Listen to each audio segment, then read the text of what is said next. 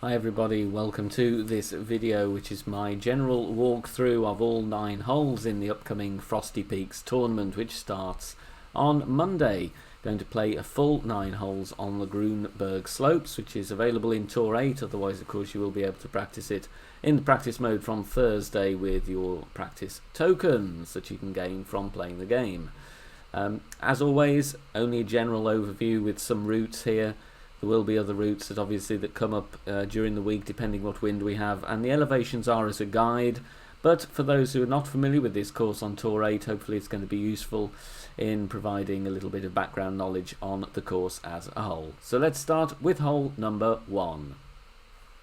So we have par 4 to begin with, and a very good chance for an eagle here, and if you want to do well in the tournament you are going to need to dial this one in with a variety of winds on the second shot. Only usually one route for me here. You can play to the right if you want to, if you do have strong headwind, but more often than not I will go left route with the arrows that I've mentioned here on the overview, playing it plus 10 on the drive, landing there where the red cross is, using as much topspin as possible and a couple of bars of right spin, and you want to go in between the fairway and the rough where the tip of the first arrow is, and get yourself near to the end of that fairway if you can. The idea is that you will end up in minimum distance of your short iron, which will give you a very good shot for the eagle. Second shot played minus 10% because it is uphill. The skill here is obviously going to be able to dial that in and get yourself in a good position on your drive regardless of the wind direction you're going to get. Obviously shorter drives you are going to have to estimate your club range, but with the second shot particularly important, look where your landing position is, find a reference point with the rings against the beginning of the fringe and apply spins as needed. You're probably going to need some backspin, but be careful because there are areas where you will get a glitchy ball guide here, so find a very consistent landing spot and you'll have a good chance at an eagle on hole number 1. Hole number 2 then, the first of the par 5s in the Grünberg Slopes. All of these par 5s are pretty lengthy. This one I feel does have the best chance at an albatross out of the 3 of them. Preferred route there is the black line, playing to the right with topspin, bit of right spin, get yourself as far down that fairway as you can. 10% extra on the drive, and then from there you're going to have sniper, usually with pro and expert, or you may get to long iron range in rookie, playing yourself with those clubs to the green. 30% is the general elevation for the second shot. You can bounce on the fairway, roll to the pin, or you can do a rough bump here from the right hand side. Elevation going to vary for the rough bump because you do have to aim slightly higher up, so you may not want to play that at 30%. The other option is that you do go white line on the left and then play to the green that way. I've done both routes. The greens are pretty true here on Grünberg Slopes, so they're not bumpy at all. You will have pretty good chance of dropping this one, and that is really all there is to say on hole number 2. So choice of either right or left. I would favour right hand side though. Hole number 3, the first of the par 3s. General elevation here, I play this one 20%, usually in all wind directions. Most commonly the black arrow there, bouncing before that bit of bunker that juts out, so on the right hand fork of the fairway, and then using topspin, getting the ball to the pin there. So 20% I would play there.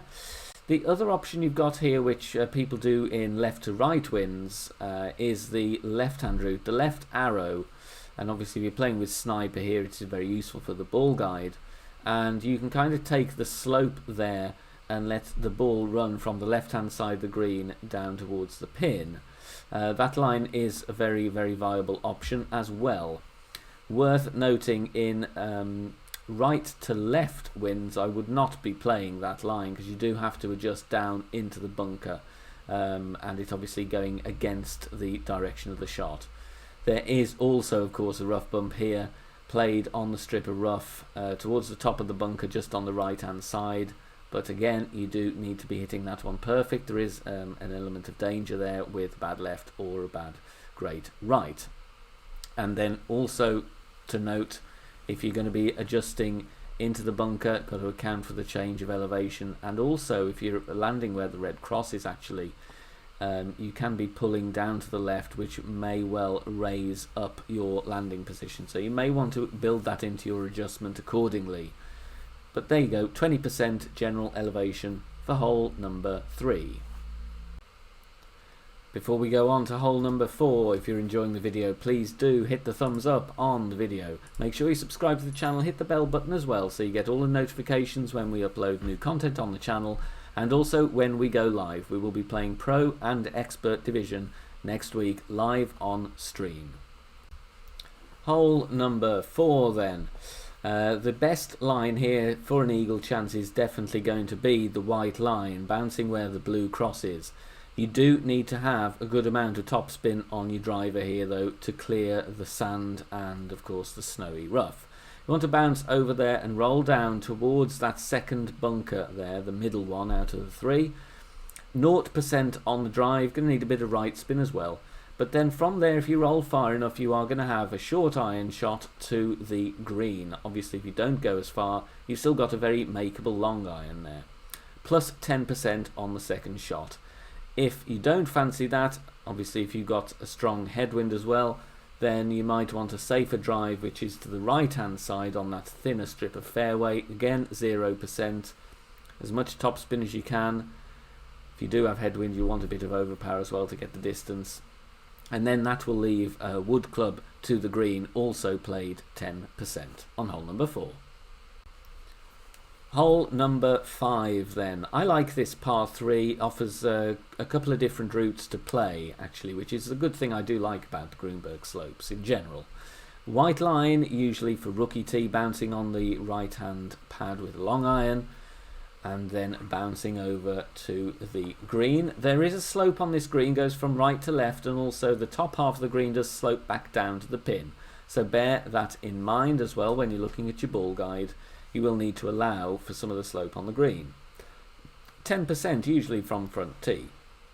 Middle tee, you've obviously got, and also back tee, you've got a couple of options here. You can go white line in certain winds, bounce over, but also what's a good option if you have a good amount of backspin, like a maxed out sniper or indeed the Guardian, then most people will be playing this directly onto the area of the green where the red cross is marked. Backspin, bit of right spin. From middle tee, generally played plus 15 because the tee box is slightly higher up. There is a rough bump here, just kind of 7 o'clock, 8 o'clock to where that red cross is, that we did try in Expert a couple of tournaments ago. I had mixed success with that. I made it a couple of times, but also I caught a bit of a glitch roll, so it depends how brave you're feeling there. It is a makeable shot, but up to you how much risk you want to take. But a nice safe route here is with the Guardian, but as I said, do look at the slope on the green. But it's a fairly decent chance, this one. Par 3, hole number 5.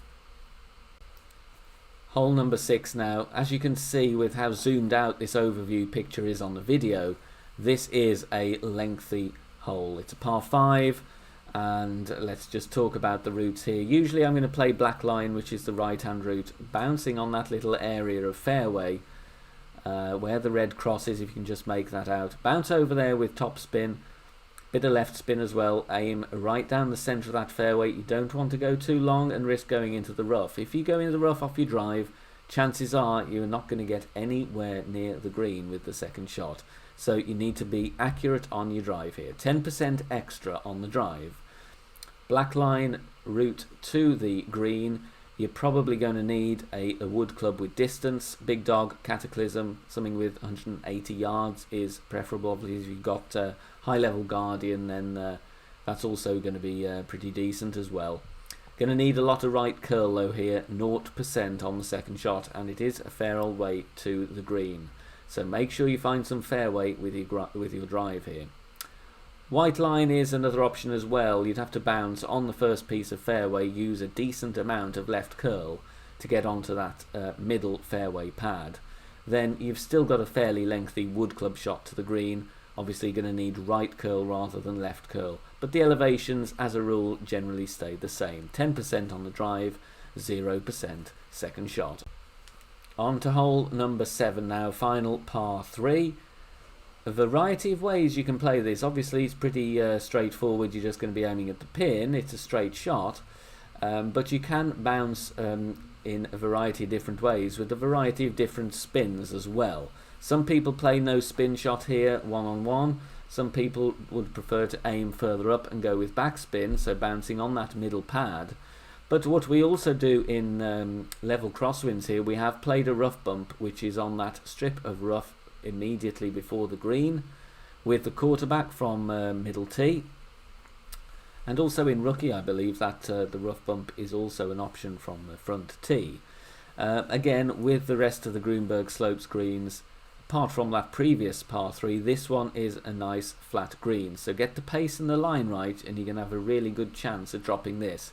But as is always with the case with wind changes, you need to have your adjustments ready and be prepared if you need to offset your ball guide left or right in crosswinds. That may well help you get a very good line for a hole-in-one on hole number 7. On to hole number 8 now, which is the final par 4. And this is the steam train hole. You'll see a train bombing across there on that that little aqueduct there that crosses the second fairway, you can see.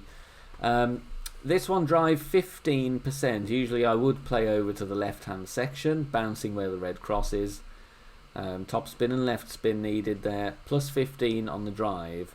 From there it's a massively downhill second shot, so you're going to want to play it about 30%. Usually with long iron from there. Grizzly is good for the ball guide if you have it, but you do need to compensate for the wind push, because obviously once the ball bounces first time, you've got still a very downhill second bounce effect to deal with. The white line is on there, as if we do get straight tailwind, particularly in expert and obviously above, then we're going to want to probably strap on a power 5 ball and go full blast here. Top spin, make your adjustment, push back up and go full pelt, landing where the blue cross is or in that area, and bouncing straight down there and getting a roll down to the green, hopefully for an easy wedge. But you know, if we can make around the green area, then that's good. Nice chance at eagle, but don't forget the elevation. 15% on the drive and then 30% as a general guide for the second shot to the green. And finally on to hole number 9, finishing as usual with a par 5, and again pretty lengthy one here. I usually will play this to the left in pretty much all scenarios. I do find that it's a slightly better route. You could try right side if you want, but for me I'll be going left. 10% on the drive, bouncing before the bunker. You want a good amount of topspin here. Thor's Hammer 6 is an excellent choice if you don't have APOC, but just go with whatever drive you have that does have a good amount of topspin. Play it 10%. Obviously if you do get headwind here, you're going to need to overpower. Get yourself down there as much as possible without risking going in the rough, of course. From rookie tee, you're wanting a drive about 370 yards. Pro and expert around the 400 yard mark is good, and I would favour the left hand side of that piece of fairway rather than the right.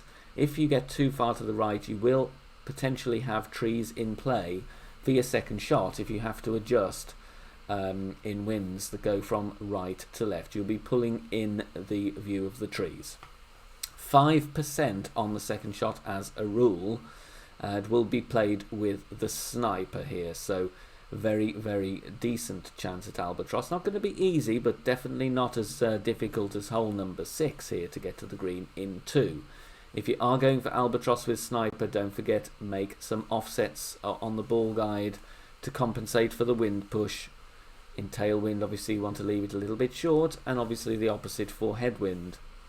And you may want to build something into your adjustment here, plus 5% as a rule. But if you want to go ball guide to pin, you're going to then obviously have to add more to your adjustment to compensate for the second bounce wind effect.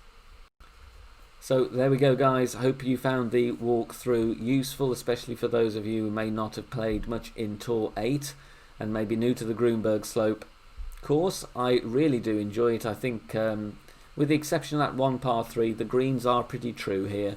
Just be careful with hole 1, obviously finding no glitch there. But there are some good chances, but as always you do need to have your routes prepared, especially as we are now going to get changing winds. Before I finish, don't forget, please do hit thumbs up on the video, it does help the channel. Make sure you're subscribed and hit the bell button. We will be playing Pro and Expert next week in the Frosty Peaks Tournament. Good luck, and I'll see you all very soon. Bye for now.